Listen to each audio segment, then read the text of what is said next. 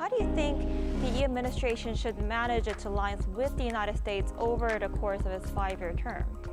I think the best thing to do is the same thing that the Moon Jae-in government did, which is to give Trump what he wants for some kind of public relations takeaway.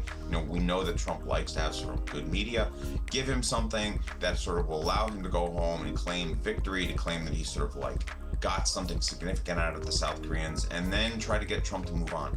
Try to get Trump not to pay attention to Korea, because the more he pays attention, the more he's going to say things like, we should pull out U.S. forces, we should pull U.S. air wings out, and things like that, right? Donald Trump doesn't really care that much about U.S. allies and U.S. commitments to U.S. allies. And so my sense is to divert his attention. The Japanese did this very well when Trump was president the first time, right? Abe Shinzo was prime minister at the time, and he gave Trump that golden golf club and a baseball hat, and it was all really ridiculous, but it worked really well. It sort of placated Trump, and then Trump moved on and worried about other things. And so that's what I would actually counsel. I would counsel the South Koreans, give a little bit more to the Americans on tariffs, or on the trade deal, or on the special measures agreement. Get Trump the sort of smallish victory that he wants so he can claim it on Twitter, and then Trump's attention will go away, and then he won't actually shake the real foundations of the alliance. And that's the real threat, is that Trump might come in and say, I don't want to deal with you guys at all anymore, we're leaving, right? Because Trump has leveled those kinds of threats at other U.S. allies, right? He wanted to invade Greenland and Canada. And that's the kind of explosion you want to avoid, I think,